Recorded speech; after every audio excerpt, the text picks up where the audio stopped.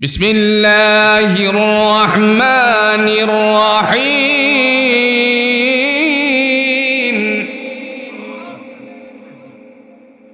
কুল লিল মুমিনিনা ইয়াগুদ্দু মিন আবসারিহিম ওয়া ইয়াহফাযু ফুরুজাহুম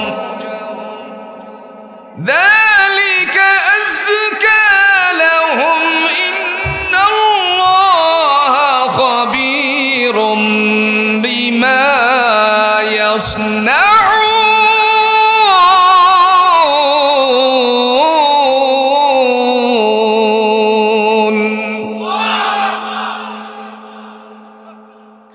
আল্লাহ রাব্বুল আলামিন তিনি ডাক দিয়া বলেন, কুল ও নবী আপনি বলুন, লিল মুমিনিনা ইয়াগুদ্দু মিন আবসারিহিম, লিল মুমিনিনা ইয়াগুদ্দু মিন আবসারিহিম। তিনি বলেন মুমিনদেরকে বলুন তারা যেন তাদের চক্ষুকে হেফাজত করে। কার কথা? চোখ। চোখ আয়াত হলো একটা, বিষয় ধারণ করেছেন চরিত্র ঠিক রাখার জন্য আল্লাহ দুইটা। কোরআনুল হাকিমের মাধ্যমে আল্লাহ বলেন মুমিনদেরকে আপনি বলুন তারা যেন তাদের চক্ষুকে হেফাজত করে, ওয়া ইয়াহফাজু ফুরুজাহুম, এবং তাদের গুপ্তাঙ্গকে হেফাজত করে। সুবহানাল্লাহ। চরিত্র যেন সে সঠিক রাখে দুই জিনিস দিয়ে। কয়টা? এক নাম্বার হলো চোখ। আপনারা বলতে পারেন চোখে আবার দুষ্টা কি করলো? বাস্তবতার প্রমাণ যদি আপনি আমি নিতে চাই তাহলে পিছন ফিরে তাকালে পরে আমাদের চোখে ধরা পড়ে। ফেনী সোনাগাজীর নুসরাত নামে একটা মেয়ে ছিল, একজন মেয়ে ছিল যারে পুড়িয়ে দেওয়া হয়েছিল। লক্ষ্য করা হলো তার পিছনে কারণটা কি। যখন চুলচিরা ব্যাখ্যা শুরু হয়ে গেল, তদন্ত কমিটি গঠন করার পরে তদন্ত শুরু করলো। তারপরে দেখা গেল মেয়ের প্রতি কয়েকটা ছেলে আসক্ত হয়ে গেল। আপনারা বলুন তো আসক্ত হওয়ার জন্য প্রথম নাম্বার কাজ করে কি? একটু জোরে কোন। চোখ। আপনাদের পলাশের অন্ধ মানুষ খুঁজলে পাওয়া যাবে কি যাবে না? যদি জিজ্ঞেস করা হয় ভাই তুমি কি বিয়ে শাদী করেছো নাকি, উত্তরে অন্ধ মানুষ জবাব দিবে জি হ্যাঁ হুজুর আমি বিয়ে করেছি। বাচ্চা কাচ্চা আছে নাকি? কহা আছে। কয়জন? তিনজন। উদাহরণস্বরূপ ছেলে কয়জন, মেয়ে কয়জন? কোনা আমার কোনো মেয়ে নাই, 4-3 জনই ছেলে। যদি জিজ্ঞেস করা হয় তোমার বিবি দেখতে কেমন, উত্তরে কি দিবে? কথা কন নাকে। অন্ধ ব্যক্তিরে যদি জিজ্ঞেস করা হয় তোমার বিবি দেখতে কেমন, জানে? তার সামনে যদি বিশ্বের সবচেয়ে শ্রেষ্ঠতম সুন্দরীকে উপস্থিত করে বলা হয় চেয়ে দেখো তোমার সামনে বিশ্বের সেরা সুন্দরী এসেছে, এবার বলুন তো তার দেখার শক্তি নাই, এমত অবস্থায় সে কি তাকে অনুভব করতে পারবে নাকি? উত্তরে বলে কালো আর সুন্দর দুইটাই আমার কাছে বরাবর। ঠিক কিনা কোন? তার মানে হলো চক্ষুওয়ালাই সমস্যায় পতিত হয়। যদি আপনাদের কাছে প্রশ্ন করা হয় পাপিয়ার কথা, মনে আসেনি না ভুলে গেছেন? বলতে কোনো সমস্যা আছে? 16 বছর পরে আজকে স্টেজে আসছে, কত যে দৌড় খাইছে। কথা কন না কেন? যদি পাপিয়াকে জিজ্ঞেস করা হয় তুমি তোমার আমলনামা পেশ করো, কে তোমার সাথে রাত্রি যাপন করেছিল, একজন একজন করে বলতে বলতে দেখা যাবে 17 জন মন্ত্রীর নাম চলে আসে। কথা কন না কেন? যদি জিজ্ঞেস করা হয় তুমি কেন তাকে এই দিকে আকৃষ্ট হলে, আমি হই নাই, আমার চক্ষু আকৃষ্ট হয়েছে। এই কারণে আল্লাহ রাব্বুল আলামিন কোরআন দিয়ে আগেই বলে দিলেন, সূরাতুন নূরের 30 নম্বর আয়াতের মধ্যে ঘোষণা দিয়ে বলেন কুল ও নবী আপনি বলুন লিল মুমিনিনা ইয়াগুদ্দু মিন আবসারিহিম, মুমিনদেরকে বলুন তারা যেন তাদের চক্ষুটারে হেফাজত করে। সুবহানাল্লাহ। প্রথম নাম্বার হলো চোখ হেফাজত। এরপরে আল্লাহ পাক রব্বুল আলামিন ডেকে বলেন ওয়াহফাজু ফুরুজাহুম, তারা যেন তাদের গুপ্তাঙ্গকে হেফাজত করে পরপুরুষ পরনারী, পরনারী পরপুরুষ থেকে।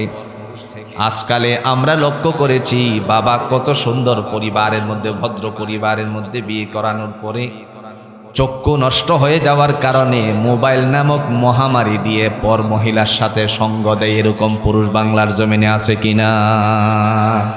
আপনাদের পলাশে নাই না?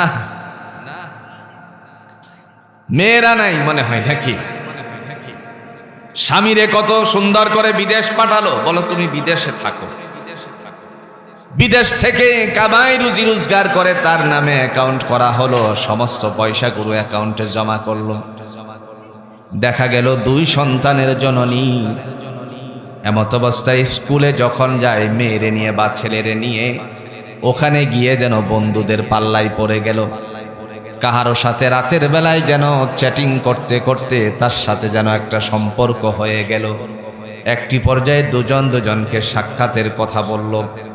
এমত অবস্থায় দেখা গেল একটি পর্যায়ে ওই বিদেশের স্বামী যে এত কোটি পয়সা দিল, এত টাকা পয়সা দিল, তার কথা ভুলে গিয়ে সন্তানদেরকে রেখে পরপুরুষের সাথে উড়াল দেয়। এরকম মহিলা জুড়ে কন্ত বাংলার জমিনে আছে কিনা?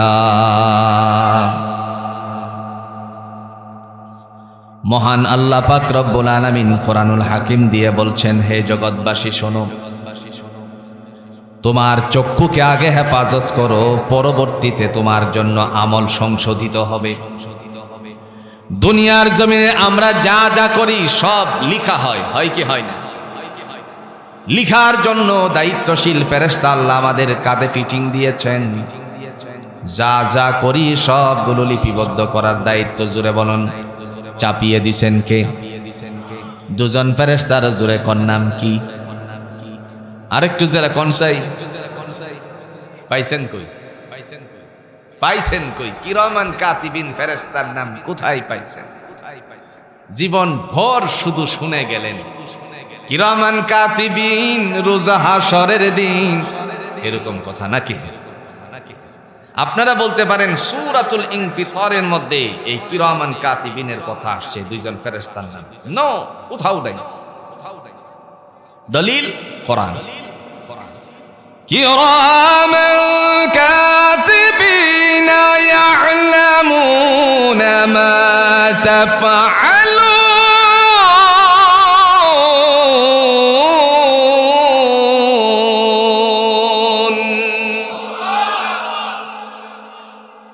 কিরামান শব্দের অর্থ হলো সম্মানিত। কি অর্থ? তো আপনারা যে বললেন কিরামান ফেরেশতার নাম কাতিবিন, কিরামান কাতিবিন ফেরেশতা। কিরামান শব্দের অর্থ হলো সম্মানিত। কাতিবিন মানে লেখক সমূহ। আল্লাহ বলেন, বান্দারে তুমি যা যা করো আর না করো সবকিছু লিপিবদ্ধ করার জন্য আমি তোমাদের 2 কাঁধে 2 ফেরেশতা নিয়োগ দিয়েছি। এই সম্মানিত ফেরেশতাদ্বয় তোমাদের হিসাব নিকাশ শুরু করে দিয়েছে। ঠিক কিনা কোন? কারে আপনি ছোট্ট করে আড়ি পাচ্ছিলেন? চোখের দ্বারা কারে আপনি একটা ইশারা মারলেন? জাতির কেউ যদিও না দেখে তারপরেও দেখে ফেলেছেন কে? আল্লাহ বলেন, হে জগৎবাসী, সামিউম বাসীর, আমি সব শুনি এবং সব দেখি। দেখার জন্য জোরে কোন তো আল্লাহর চক্ষু আছে কিনা? আল্লাহর হাত আছে? কথা কোন? হাত পা আছে? নীরব কেন? হাত পা আছে? জোরে কোন? আছে, দলিল আছে।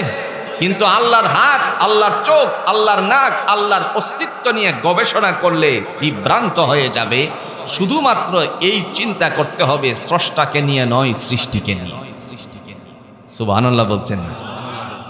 দলিল, আমাদের সবচেয়ে বড় দুশ্মন, শত্রুর নাম কি ভাই? ইবলিস। আল্লাহ তাকে ডেকে বলছেন, হাতের কথা উদাহরণ দিতে গিয়ে, قال يا إبليس ما منعك أن تسجد لما خلقت بيدي أستكبرت أم كنت من العالين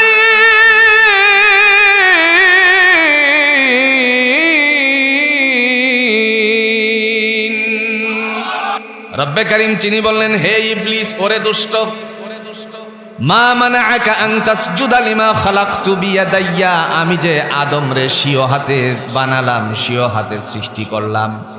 এই হাতের কথা বলছেন কে? মা মানাআকা আন তাসজুদা লিমা খালাকতু বিয়াদাইয়া, আমি যে আদম রে স্বীয় হাতে বানালাম, সেজদা করার কথা বললে কোন জিনিসে তোরে সেজদা থেকে দূরে সরালো? উত্তরে ইবলিস ডাক দিয়া বলল, আনা খায়রুম মিনহু খালাকতানি মিন নারিন ওয়া খালাকতাহু মিন তিন। আল্লাহ, তুমি আমাকে, আমি তার চেয়ে উত্তম, আমাকে তুমি আগুন দ্বারা সৃষ্টি করেছো আর তাকে বানিয়েছো মাটি দিয়ে, সুতরাং তার চেয়ে আমি সবচেয়ে উত্তম। আমরাও একটা হিসাব জানি, আগুন কোথাও লাগলে পরে লেলিহান উপরের দিকে যায়, আর মাটি যত বড়ই হোক ঢিল মারলে পরে জোরে কোনো উপরে থাকে না, নিচে আসে। মাটি যত বড়ই হোক তার গতি হলো নিম্নমুখী, আর আগুনের গতি হলো ঊর্ধ্বমুখী।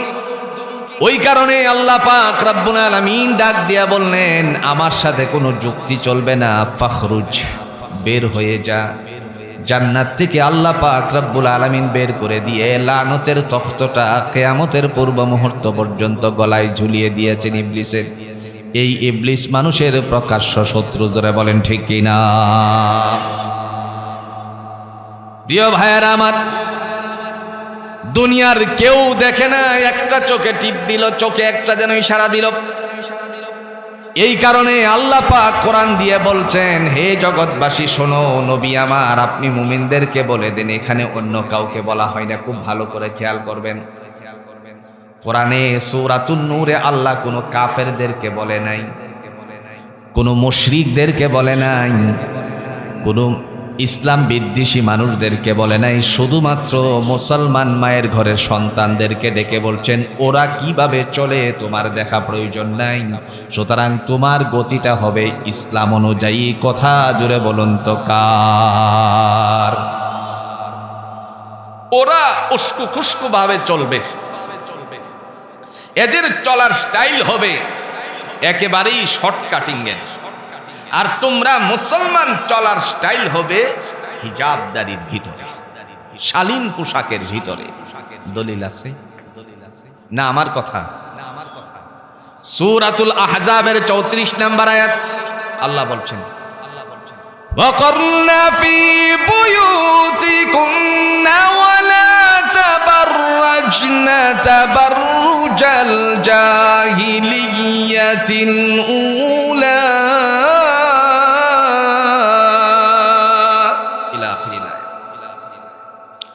আল্লাহ বলেন, ওয়াকারনা ফি বুয়ুতিকুন্না, নারী হে তুমি থাকবে ঘরের ভিতরে। মুসলমানদেরকে ডাক দিয়ে বলছে, আর ওরা যেইভাবে চলুক, তোমরা থাকবে ঘরের ভিতরে। কিন্তু বন্দী হয়ে থাকার কথা আল্লাহ এত বড় বেইনসাফি করে নাই, তিনি বলছেন ঘর থেকে বের হতে পারবে। ওয়ালা তাবাররাজনা তাবাররুজাল জাহিলিয়াতিল উলা, তোমরা ঘর থেকে বের হতে পারবে উস্কু খুস্কু ভাবে নয়, জাহেলদের মতো নয়, মূর্খদের মতো নয়, ছোট্ট কাটিংয়ের পোশাকের দিয়ে নয়, তুমি শালীনতার পোশাকের মাধ্যমে ঘর থেকে বের হতে পারবে। সুবহানাল্লাহ। শালীন পোশাক, আর শালীন পোশাকের উত্তম পোশাকটার বর্তমান নাম হলো বুরকা। কি নাম? আরেকটু জোরে। তবে বুরকা বুরকা বেশ কম আসেনি, কথা কর নাকি, আসেনি। বুরকা বর্তমান সময়ে যদিও ইসলামের শালীন পোশাকের উত্তম, কিন্তু এটারে এমন কাটিং এর দ্বারা পরিণত করছে যার কারণে বুরকাও মানুষের দৃষ্টি আকর্ষণ করে। ভুল বলে ফেলছি মনে হয় না? আপনারা বলতে পারেন, কেন আপনি এইদিকে তাকাবেন? মুমিন মুসলমান, আমি তাকানোর কথা আপনাকে, আমাকে, আপনাকে, সবাইকে আল্লাহ পাক রব্বুল আলামিন নিষেধ করে দিয়েছেন। তিনি বলছেন, নবী আমার লোকদেরকে বলুন, ইমানদারদেরকে বলুন, তারা যেন তাদের চক্ষু হেফাজত করে। তার মানে তাকানোর জন্য নিষেধাজ্ঞা জারি করে দিয়েছেন কে? এমত অবস্থায় আল্লাহ পাক রব্বুল আলামিন ডেকে বলেন, বান্দা শোনো, বিন্দু পরিমাণ যদি তুমি বদ আমল করো, এর দ্বারা চক্ষুটারে নষ্ট করেছো, তুমি মনে মনে চিন্তা করতে পারো এই আমলটা যে দুর্ব্যবহারের আমল হলো, বদ আমল হলো, এটা কি আল্লাহর খাতার মধ্যে উঠবে নাকি? আল্লাহ বলেন, ও জগৎবাসী শোনো, ছোট যত ছোটই হোক না কেন, তার চেয়ে অধিক ছোট আমল বদ যদি হয়, খারাপ হয়, তোমার আমল নামায় উঠার জন্য দুজন ফেরেশতা আছে। নাই নাই নাই, এর কোন দলিল আছে? ছোট্ট গুনাহ যে আমল নামায় উঠে, দলিল আছে? দলিল আপনারা নামাজে গেলে পড়েন। فَمَن يَعْمَلْ مِثْقَالَ ذَرَّةٍ خَيْرًا يَرَهُ وَمَن يَعْمَلْ مِثْقَالَ ذَرَّةٍ شَرًّا يَرَهُ।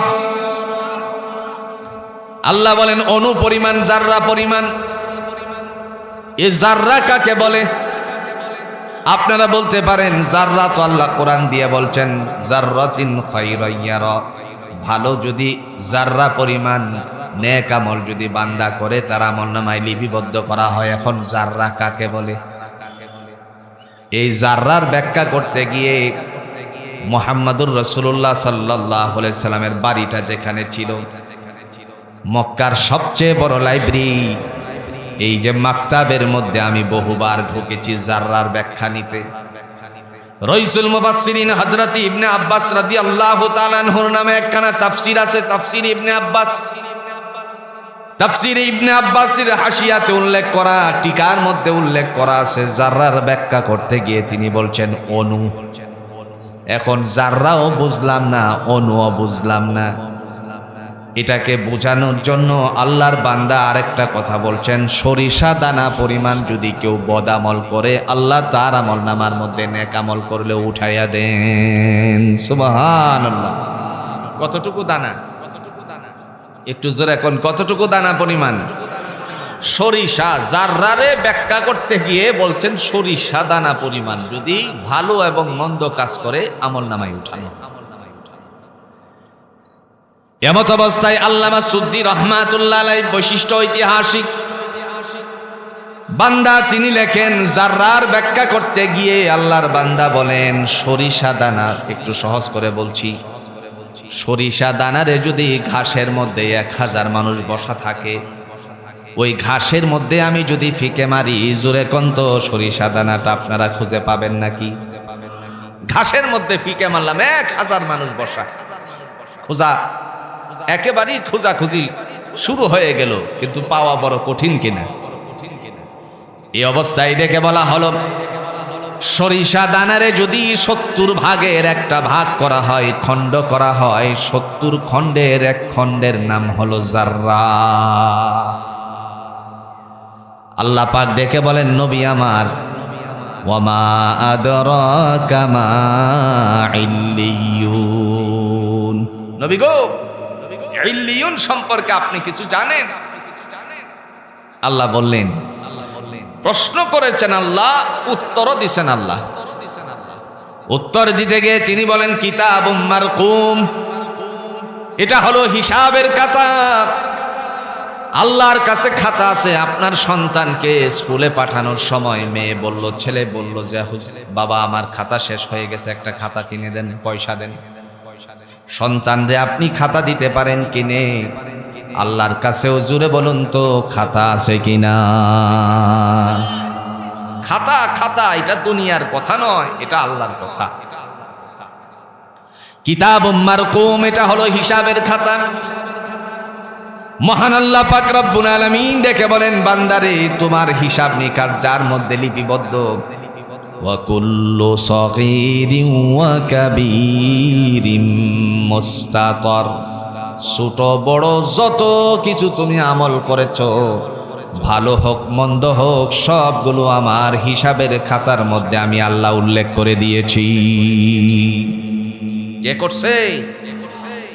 এজন্য ভালো কাজগুলো আমাদের করা দরকার আছে কিনা বলেন?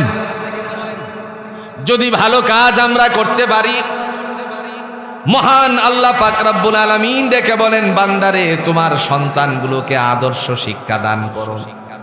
আমি বলছি না আপনার সন্তানকে আপনি স্কুলে পাঠাবেন না, আমি বলছি আপনার সন্তানকে যদি স্কুলে পাঠান তারে প্রথমত ইসলামের আদর্শ শিক্ষা দিতে হবে।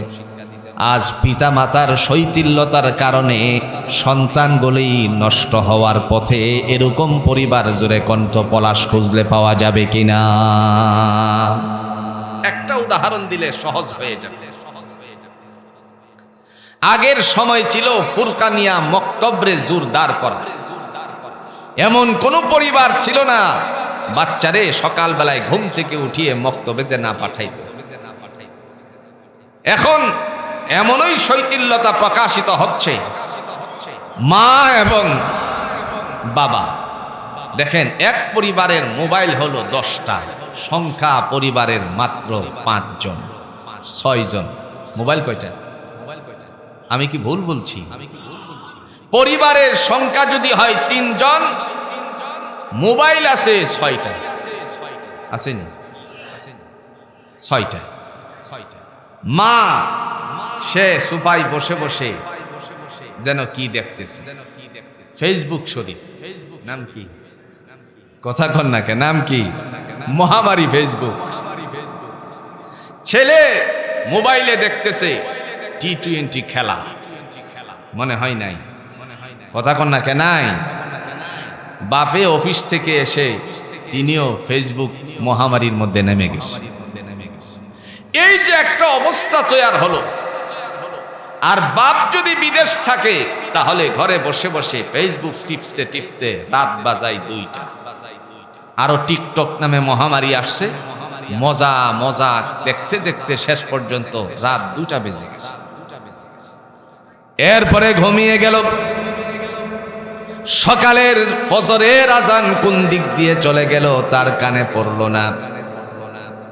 7-8টার সময় মনে করেন পলাশ, ওই যে বাচ্চারে স্কুলে ভর্তি করেছে সেখান থেকে যেতে ভালো হয় সেজন্য বাসা নিছে।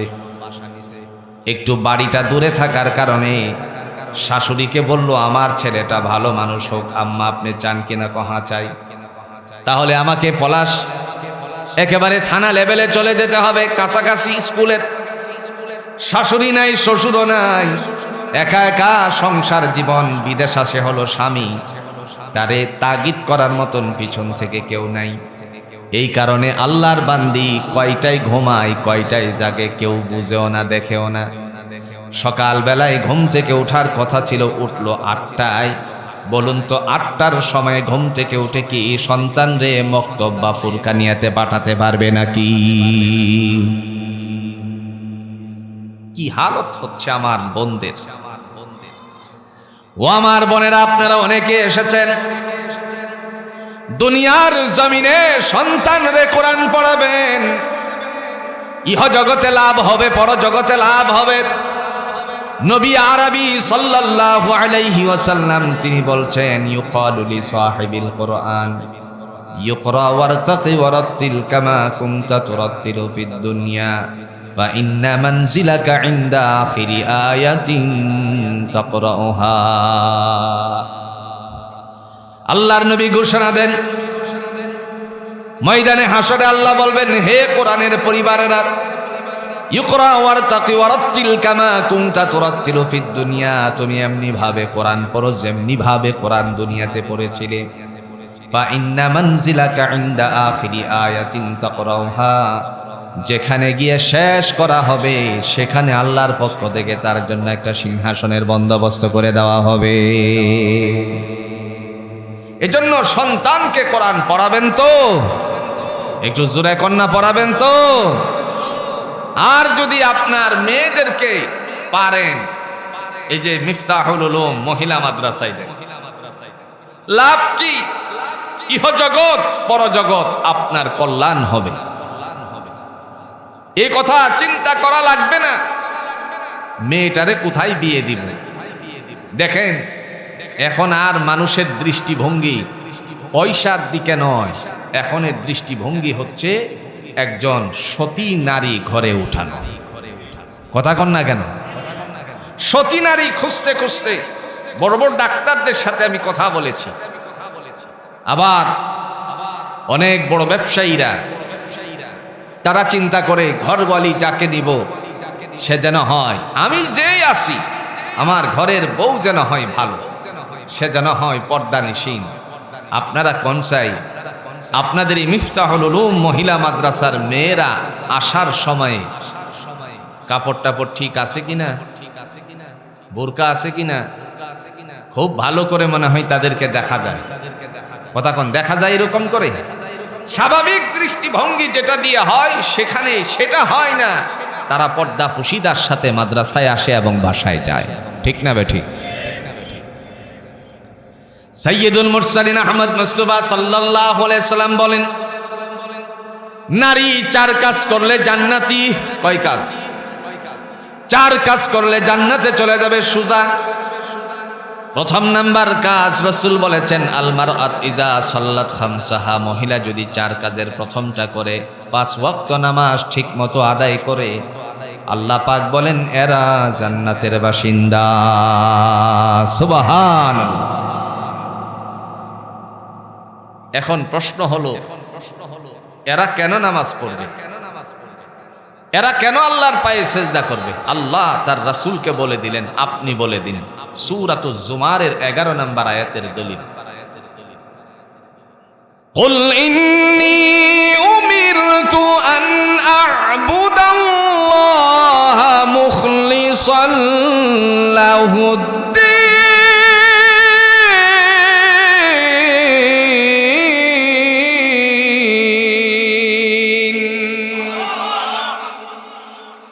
আল্লাহ বলেন, কুল ও নবী আপনি বলুন, ইন্নী উমিরতু আমি আদিষ্ঠিত হয়েছি, আন আ'বুদাল্লাহা মুখলিসান লাহুদ্দিন, নিষ্ঠার সাথে, কেবল জোরে বলুন তো, গোলামি করতে কার? যেহেতু আল্লাহর নবী গোলামি করার জন্য দুনিয়াতে আদিষ্ঠিত হয়েছেন, সেহেতু নারী পুরুষ সকলের জন্য আমার আল্লাহ পাক রব্বুল আলামিন ঘোষণা দিয়ে বলছেন, ওয়ামা খালাকতুল জিন্না ওয়াল ইনসা ইল্লা লিয়াবুদুন, আমি জিন এবং মানব এই 2 জাতির সৃষ্টি করেছি, এমনি এমনি তো নয়, কেবল আমার গোলামি করার জন্য। জোরে কন্যা সুবহানাল্লাহ। এখন মানুষের মধ্যে 2টা লিঙ্গ, একটা হচ্ছে পুল্লিঙ্গ আর একটা হচ্ছে স্ত্রীলিঙ্গ। জিন্নাতের মধ্যেও 2টা লিঙ্গ, একটা হচ্ছে পুল্লিঙ্গ আর একটা হচ্ছে স্ত্রীলিঙ্গ। আপনারা বলতে পারেন আরেকটারে বাদ দিলেন কেন? কথা বুঝছেন? আরেকটারে বাদ দিলেন কেন? আমরা তো জানি মানুষের মধ্যে লিঙ্গ হলো 3টা। কয়টা? আপনি এটা বানাইছেন, আমি আপনি এগুলো বানাইছি, লিঙ্গ 3টা ভাগ করছি, কিন্তু আল্লাহর পক্ষ থেকে এটা ভাগ করা এইভাবে হয় না। খুনসা যেটাকে আপনারা বুঝেন, কোরআনের ভাষায় নারীর মতো আবার পুরুষের মতো, কিন্তু পুরুষের যে জৈবিক শক্তি থাকার প্রয়োজন তার মধ্যে সেটা নাই, কিন্তু তার পুরুষের মতো। কথা বুঝছেন? এই যে আমরা একটা ট্যাগ লাগাইছি, 3য় লিঙ্গ নাম দিছি হিজরা, দিছিনি? কথা কোনাকে দিছিনি? কোরআনের একটা জায়গায় খুঁজলেও আপনি এইভাবে খুঁজে পাবেন, ইসলামের বিধিবিধানের মধ্যে এইভাবে খুঁজলে এইভাবে পাবেন না। নাম যে হিজরা দিছি, এই খুনসাকে মতো করে বানাইছেন, এটা 2টার একদিকে চলে যাবে, হয়তো পুরুষের মতো অথবা নারীর মতো। এই নারীর মতো যদি হয় তাহলে তাকে নারীর ক্যাটাগরিতে রাখা হবে, যদিও তার মধ্যে সংসার জীবন পালন করা সম্ভব নয়। পুরুষের মতো যদি হয় তাহলে পুরুষের ক্যাটাগরিতে রাখা হবে, যদিও তার দ্বারা জীবন সংসার জীবনে যাওয়া সম্ভব নয়। কিন্তু আল্লাহর কোরআনের কোনো জায়গায় নাই এরা ইবাদত করবে না। কথা কোন? কোরআনের কোনো জায়গায় নাই খুনসা যারা আছে নারীর মতন কিংবা পুরুষের মতন, অথবা সংসার জীবন পালন করা সম্ভব নয়, এরা ইবাদত করা লাগবে না, কোরআনের কোথাও খুঁজলে পাবেন না। আমি চুলচেরা সূরাতুল ফাতিহা থেকে নিয়ে সূরা নাস পর্যন্ত একেবারে পৃষ্ঠার পৃষ্ঠা ব্যাখ্যাগুলো খুঁজে দেখেছি, একটা জায়গাতেও আমি খুঁজে পাই নাই এরা ইবাদত করা লাগবে না। যদি সেও খুনসার তালিকায় হয়, আল্লাহর কোরআন বলছে, ও জগৎবাসী, আমি মানব এবং দানব, জিন এবং মানুষকে সৃষ্টি করেছি কেবলমাত্র, জোরে বলুন তো, গোলামি করতে কার? মহিলারা মনে হয় আল্লাহরে কম ডাকবে, এরকম নাকি? আপনারা ইতিহাসের পাতায় দুইজন আবেদের কথা অনেকেই শুনেছেন, একজন ছিল পুরুষ আর একজন হলেন নারী। একজন পুরুষ আর একজন নারী। নারী কি ওলি হতে পারে না? কথা কন নাকি? নারী কি ওলি হতে পারে না? মিফতাহুল উলুম মহিলা মাদ্রাসার মেয়ে কি আল্লাহর ওলি হতে পারবে না? এমন কোন নিষেধাজ্ঞা আছে মেয়েরা ওলি হতে পারবে না? জামানার দুইজন ছিলেন, একই জামানার দুইজন, একজন পুরুষ আর একজন নারী। পুরুষের নাম ছিল হাসান, বাড়ি ছিল বসরা। নারীর নাম ছিল রাবিয়া, বাড়িও ছিল বসরা। এজন্য বলা হয় হাসান বসরি আর রাবিয়া বসরি। হাসান আল্লাহর বান্দা, তিনি শুনতে পেলেন জমানার মধ্যে শ্রেষ্ঠতম নারীদের এক অন্যতম নারী, তার নাম হলো রাবিয়া। চিন্তা করলেন বৈবাহিক জীবনে তারে যদি আবদ্ধ করা যায় তাহলে অনেক সুন্দর সংসার হবে। কিন্তু রাবিয়া আল্লাহর বান্দি, তিনি আল্লাহকে এত অধিক ভালোবাসতেন যার কারণে তিনি সংসার জীবনের চেয়ে তিনি ইবাদতকে বেশি প্রাধান্য দিতেন। সুবহানাল্লাহ। কিন্তু তারপরেও তো সংসার জীবনে যেতে হবে, এটা হুকুম কার? একটু জোরে এখন, হুকুম কার? বিবাহে শাদী বসতে হবে, করতে হবে, এটা হুকুম আল্লাহ।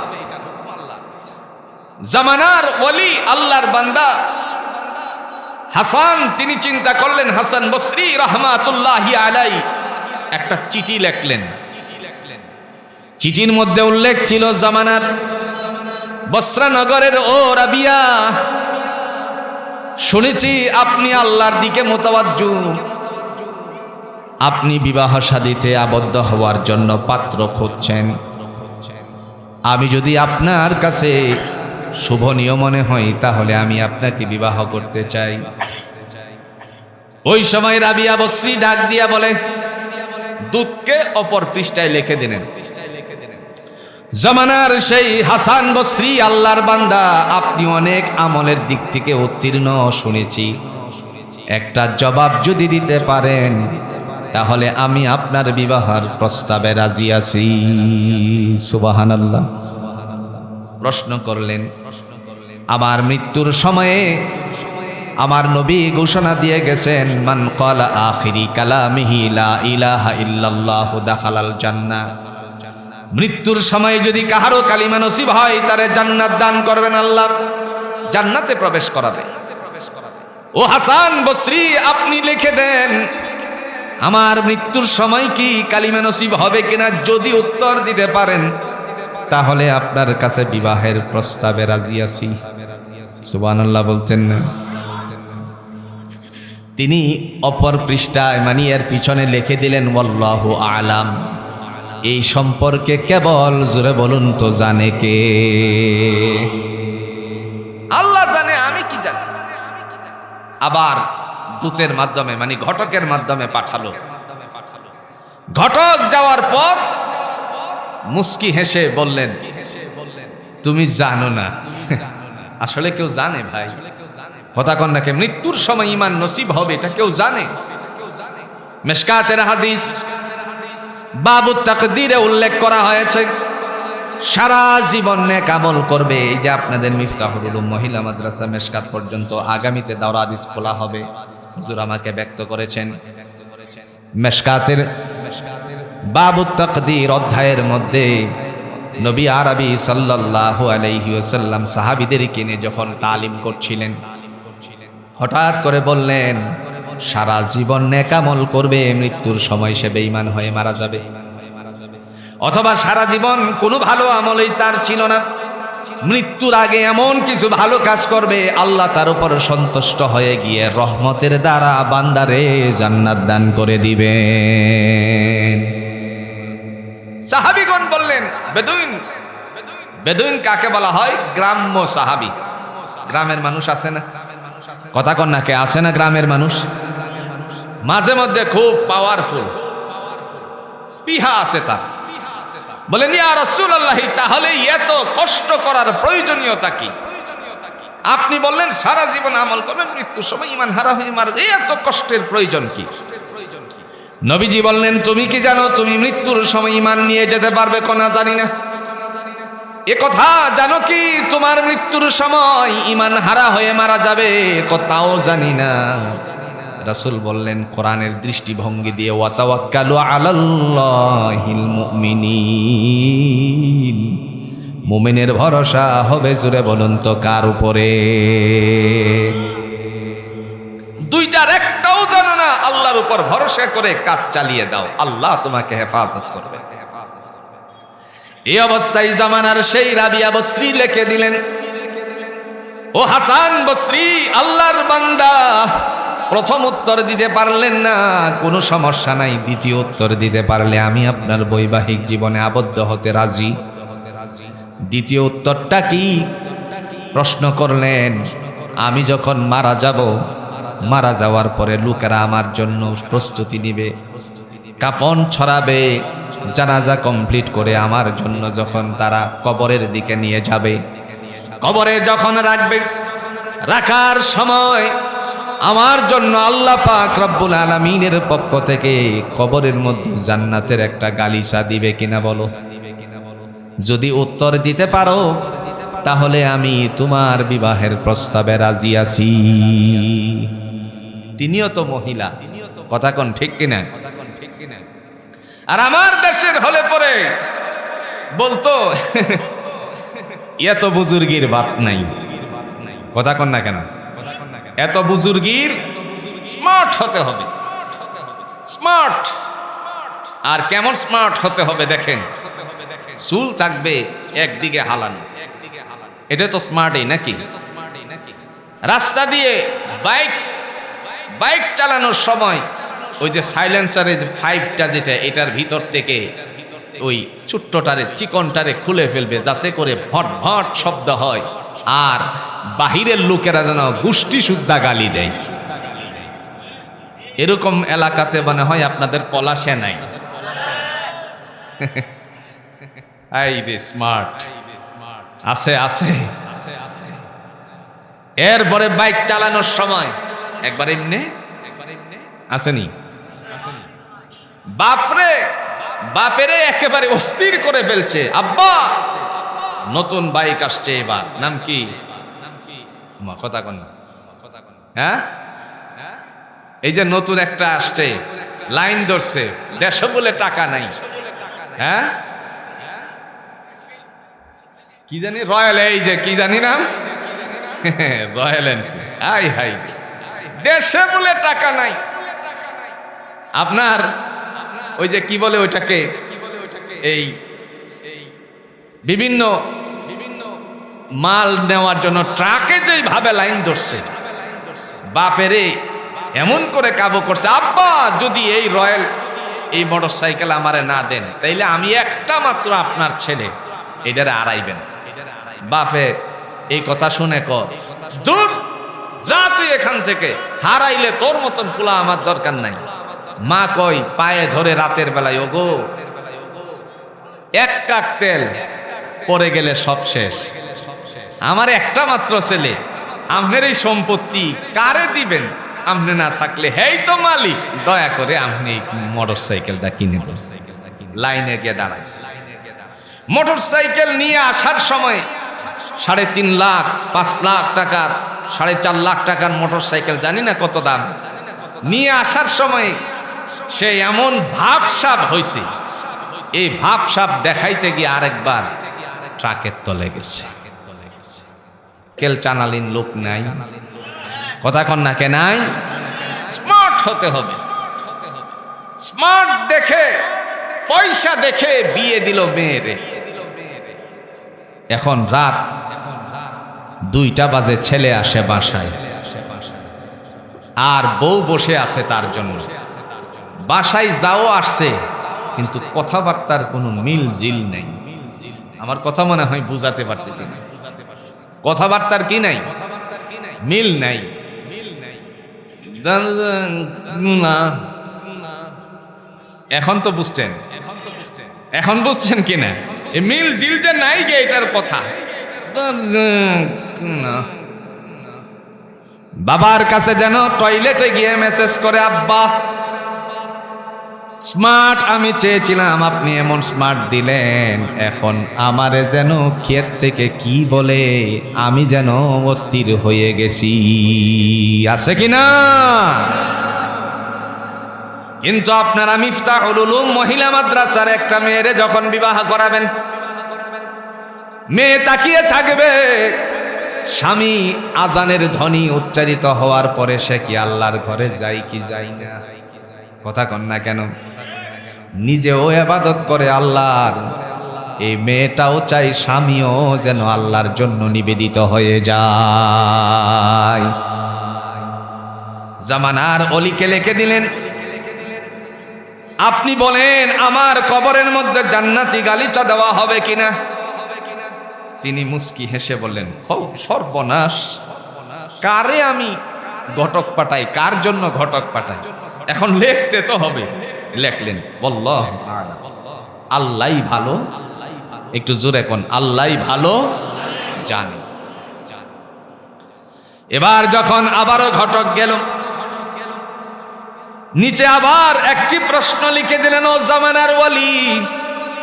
হাসান বসরি দ্বিতীয় প্রশ্নের উত্তর দিতে পারলেন না, কোনো সমস্যা নাই। যদি শেষবারের তৃতীয়বারের অপশনটুকু পারেন, তাহলে আমি আপনার বিবাহতে রাজি আছি, প্রস্তাবে রাজি। আল্লাহর বান্দা ডেকে বললেন, জামানার ওয়ালি বলুন তো।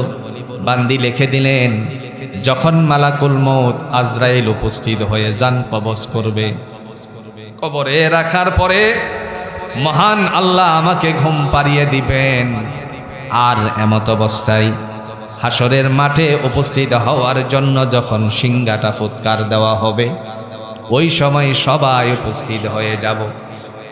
সেই দিনে আল্লাহর পক্ষ থেকে উপস্থিত হওয়ার পরে আমার ডান হাতে আমলনামা দিবে কিনা? কোন সাই এরকম প্রশ্ন করলে কি বিয়ে শাদী কপালে আছে? একটু জোরে কন্যাকে আসেনি? তিনি লিখে দিলেন, আল্লাহু আলাম, আল্লাহই ভালো জানে। এখানে একটা প্রশ্ন জাগে। হযরতে রাবিয়া বসরি আল্লাহর বান্দি যখন বললেন কবরের মধ্যে রাখার পরে আমাকে ঘুম পাড়িয়ে দেওয়া হবে, এখন আপনারা বলুন তো উনি কি ভুল বলছেন না সঠিকটা বলছেন? কবরে রাখার পরে ঘুম পাড়িয়ে দেওয়া হবে, এটা কি উনি জানে? এটা কি ভুল বলছেন না সঠিক বলছেন? না, ভুল বলে নাই, ভুল বলে নাই। কোরআন বলছে সঠিক বলেছে। কোরআন কি বলছে? সঠিক। উত্তর আমার আল্লাহর কোরআনের সূরা ইয়াসিন। মুমিন যখন মারা যাবে ঈমানদার, তাকে আল্লাহ পাক সরাসরি কবরের মধ্যে ঘুম পাড়াইয়া দিবেন।